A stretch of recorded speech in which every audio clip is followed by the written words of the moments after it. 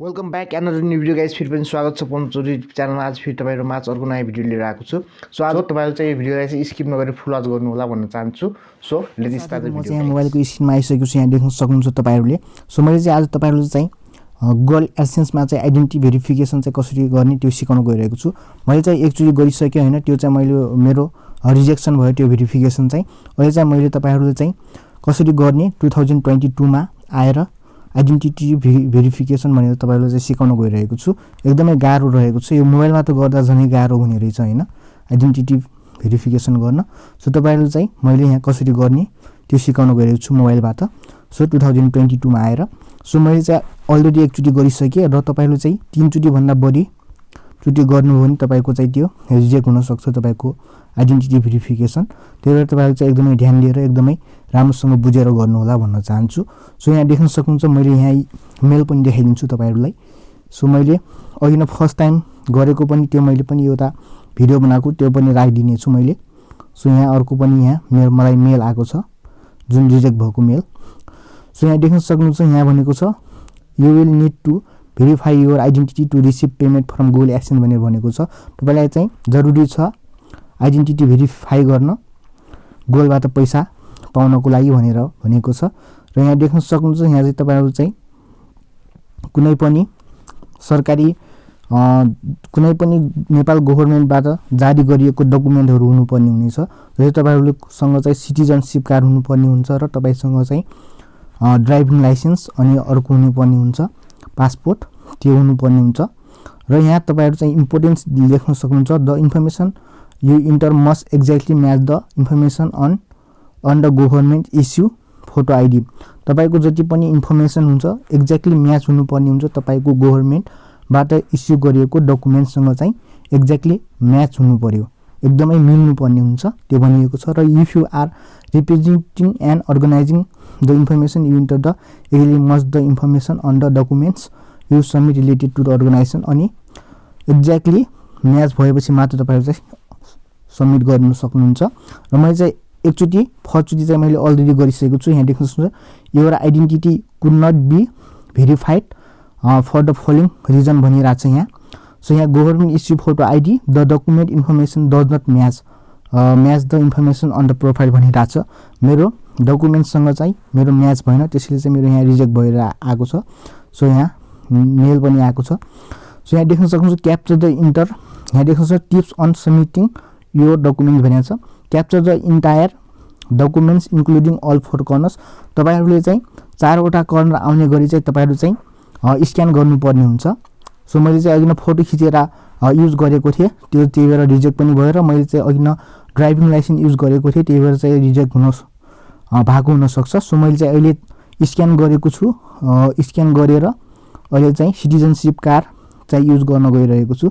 So यो अहिले तपाईँहरूलाई देखाउने छु गरेर। सो यहाँ भनेको छ your image must be readable, तपाईँको डकुमेन्ट्समा चाहिँ लेखेका कुराहरू चाहिँ बुझिने हुनु पर्यो भनेको छ। In focus and free and reflection and glacier भनेको छ। सो अनि यहाँ देख्न सक्नुहुन्छ incomplete or obstructed documents or dark or blur photos would not be accepted. तपाईँको फोटो चाहिँ कालो छ अनि तपाईँहरूको फोटोमा चाहिँ त्यो डकुमेन्टमा चाहिँ अक्षरहरू नबुझिने छ, मधुरो छ भने तपाईँको चाहिँ एक्सेप्ट हुँदैन भनिरहेको छ। यहाँ देख्न सक्नुहुन्छ, यहाँ देख्न सक्नुहुन्छ यो चाहिँ धेरैचोटि गर्नुभयो भने तपाईँको चाहिँ पछि डिसेबल हुनसक्छ यो भेरिफिकेसन, ऊ चाहिँ तपाईँहरूलाई चाहिँ गाह्रो पर्न सक्छ। त्यही भएर तपाईँहरू चाहिँ बुझेर फर्स्टचोटि भएन भने सेकेन्डचोटिसम्म र थर्डचोटिसम्म तपाईँहरू चाहिँ यो भेरिफिकेसन सबमिट गर्न सक्नुहुन्छ। त्योभन्दा धेरैचोटि त्योभन्दा उता चाहिँ तपाईँहरूले गर्न सक्नुहुन्न, त्यही भएर एकदमै ध्यान दिएर गर्नु होला भन्न चाहन्छु। सो म चाहिँ ब्याक जान्छु र यहाँ ब्याक गइसकेपछि यहाँ चाहिँ मैले क्रोम ब्राउजरलाई ओपन गर्छु। सो यहाँ मेरो क्रोम ब्राउजर ओपन हुँदैछ। सो यहाँ देख्न सक्नुहुन्छ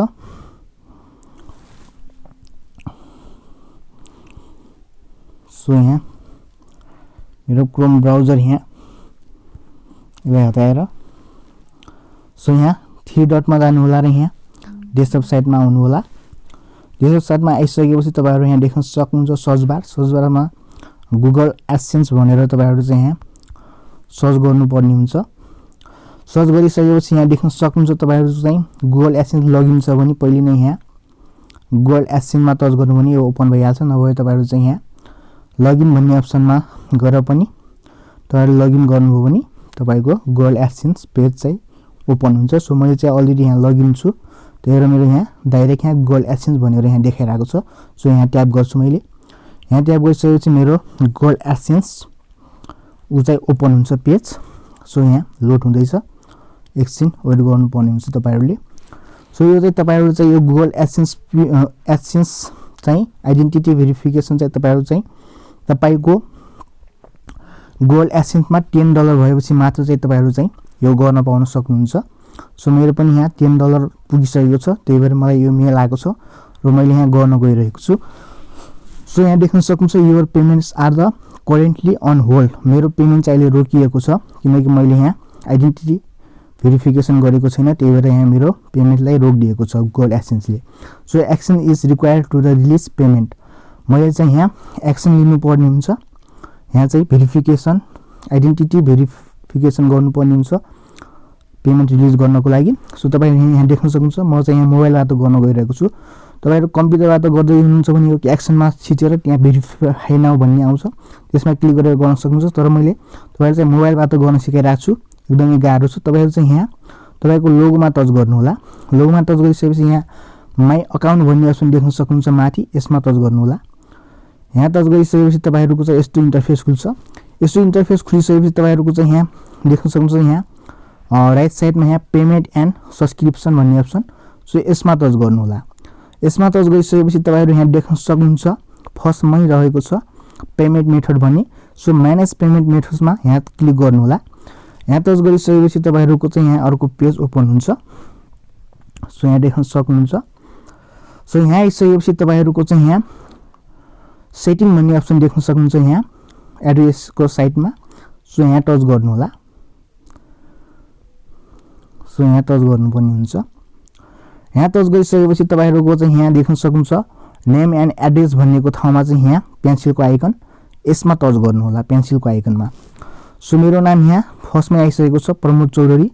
सो मैले चाहिँ यहाँ चेन्ज गर्नुपर्ने छ। यहाँ चेन्ज गर्ने कुराहरु चाहिँ तपाईहरु यहाँ चेन्ज गर्नुपर्ने हुन्छ। जस्तै यहाँ ४७ गणेशस्थान काठमाडौँ भनेर चाहिँ मैले यहाँ लेखेको छु। यो नेपाल चाहिँ लेख्नु पर्दैन जस्तो लाग्यो मलाई। सो काठमाडौँ लेखे पुग्छ।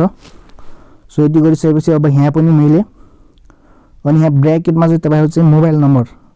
सो मैले चाहिँ मोबाइल नम्बर राखिदिन्छु किनकि मलाई चाहिँ यहाँ फोनबाट पनि फोन पनि आउन सक्छ लोकेसन पत्ता लगाएन भने, त्यही भएर यहाँ मैले नम्बर आफ्नो मोबाइल नम्बर राख्न गइरहेको छु।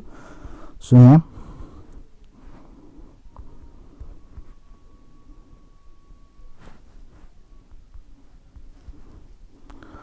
चाहिँ मैले मोबाइल नम्बर यहाँ राखिदिसकेको छु। यसलाई चाहिँ यहाँ ब्र्याकेट राखेर तपाईहरुले यसरी मोबाइल नम्बर राखिदिनु होला। जस्तै यहाँ चाहिँ मेरो डाङ 18 हो यहाँ चाहिँ। सो मैले 18 राखिदिएँ। यहाँ चेन्ज गर्ने कुराहरु चाहिँ तपाईहरुले चेन्ज गर्न एकदमै जरुरी छ। सो यहाँ देख्न सक्नुहुन्छ यहाँ चाहिँ एड्रेस लाइन 1 र एड्रेस लाइन 2 छ, तपाईहरु चाहिँ यो ख्याल गर्नुपर्ने हुन्छ। सो यहाँ देख्न सक्नुहुन्छ यो एड्रेस लाइन 1 भनेको चाहिँ तपाईहरुको चाहिँ करेन्ट एड्रेस हो, तपाईले जहाँ बसिरहनु भएको छ त्यो एड्रेस राख्नु होला। सो मैले चाहिँ यहाँ मेरो करेन्ट एड्रेस राखेको छु। सो मैले चाहिँ यहाँ काठमाडौँमा बस्ने भएर यहाँ काठमाडौँको एड्रेस दिएको छु यहाँ।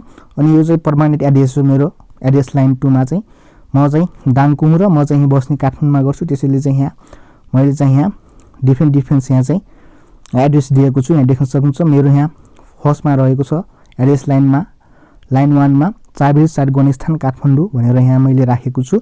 अनि सेकेन्डमा रहेको छ एड्रेस लाइन 2 मा तुलसीपुर 18 दाङ राप्ती भनेर चाहिँ मैले यहाँ राखिदिएको छु यहाँ। सो यहाँ तपाईको डकुमेन्टमा जुन एड्रेस छ त्यही राख्नु होला भन्न चाहन्छु। सो मेरो डकुमेन्टमा चाहिँ यही एड्रेस रहेको छ, यहाँ देख्न सक्नुहुन्छ। डिस्ट्रिक्ट दाङ भइहाल्यो। सो डिस्ट्रिक्ट दाङ भइहाल्यो अनि वडा नम्बर 18। त्यसपछि यहाँ यो राप्ती लेख्नुपर्ने जरुरी छैन जस्तो छ। सो यो राप्तीलाई मैले काट्दिन्छु।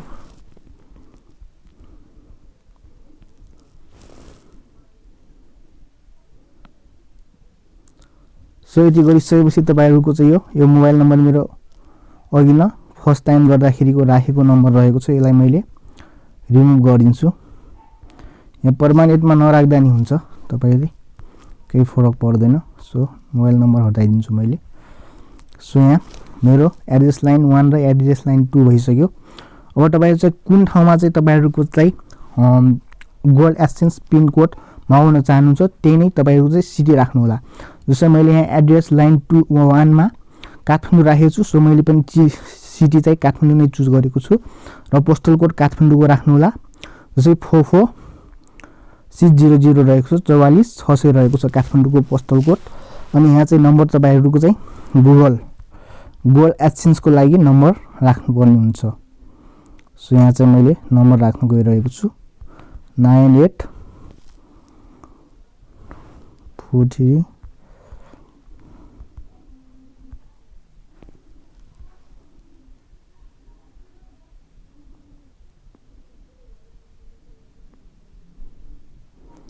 सो यो मेरो नम्बर भइसकेको छ। यहाँ मैले नम्बर राखिदिसकेको छु। सो यहाँ देख्न सक्नुहुन्छ। सो तुलसीपुर डाङ 18 भइसकेको छ। सो तपाईहरु चाहिँ United state tax information form चाहिँ भर्नु भएको छैन भने मैले अलरेडी भिडियो बनाएको छु, आई बटनमा लिंक राखिदिन्छु अथवा डिस्क्रिप्सनमा लिंक राखिदिन्छु, त्यहाँ तपाई गएर हेर्न सक्नुहुन्छ। सो यहाँ चाहिँ युनाइटेड स्टेट ट्याक्स इन्फो मैले अलरेडी भिडियो बनाइसकेको छु। सो यहाँ एकचोटी चेक गर्नु होला।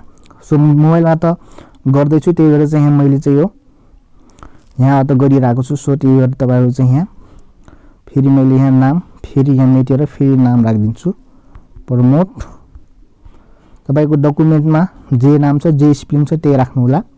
सो अहिले चाहिँ मैले यहाँ सिटिजनशिप कार्डबाट चाहिँ यहाँ गर्न गइरहेको छु। अहिले चौधरी भइसकेको छ र अब यहाँ चाहिँ यदि डकुमेन्ट फिल भइसकेपछि तपाईहरु चाहिँ यहाँ सेभ भन्ने अप्सन पाउन सक्नुहुन्छ, यसरी सेभ गर्न सक्नुहुन्छ।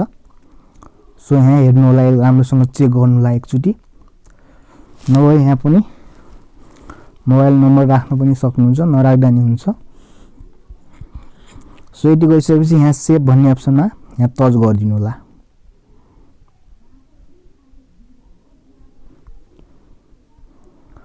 यहाँ टच गरिदिनु होला।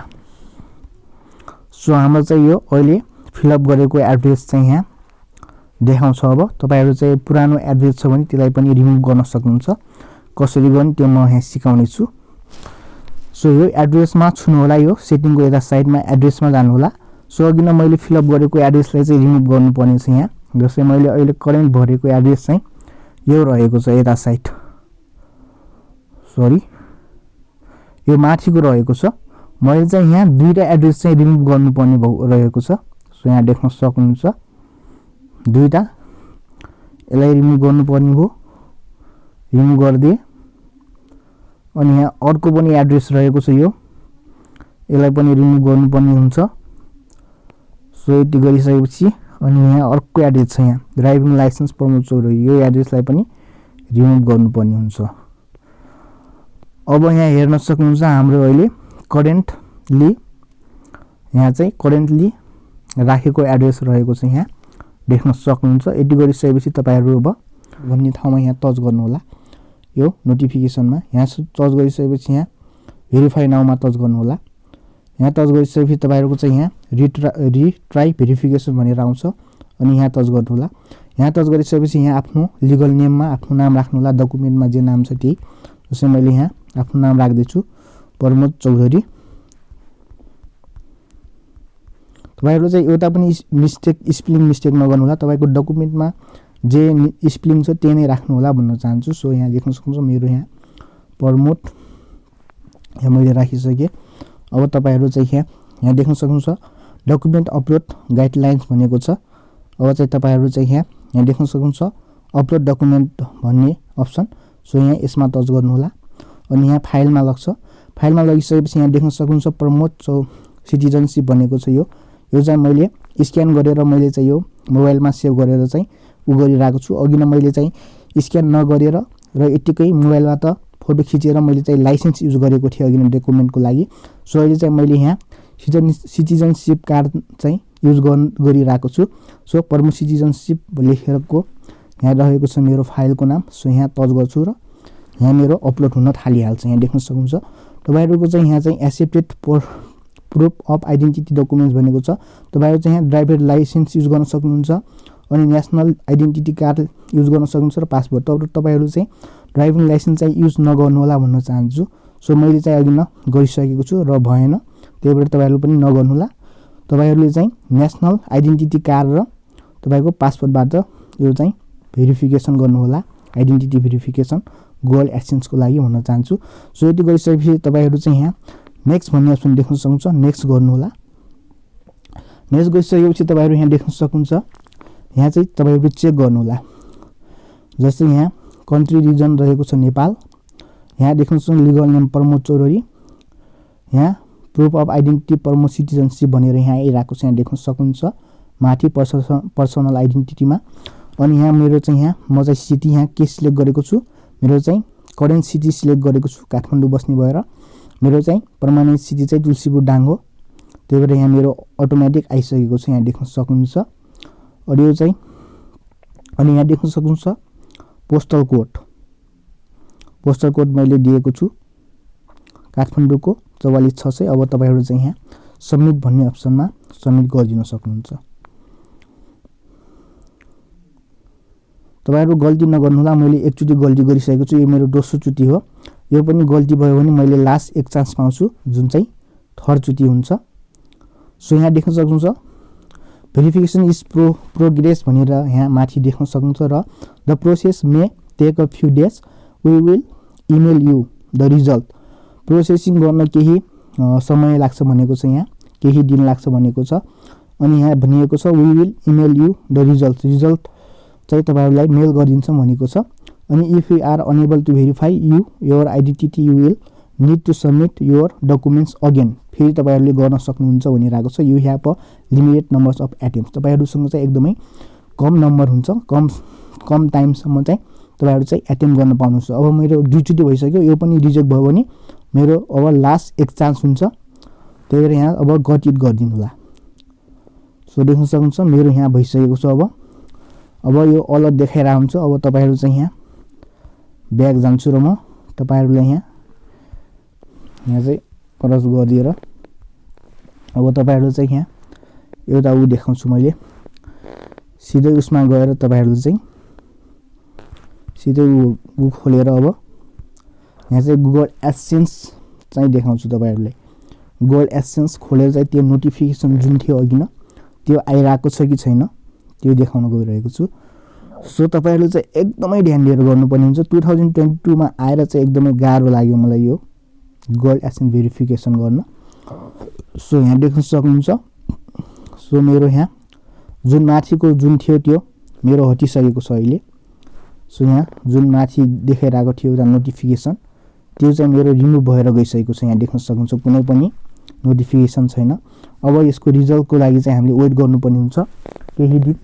सो अहिले चाहिँ सिङ्गापुरमा चाहिँ नाइट भइरहेको छ।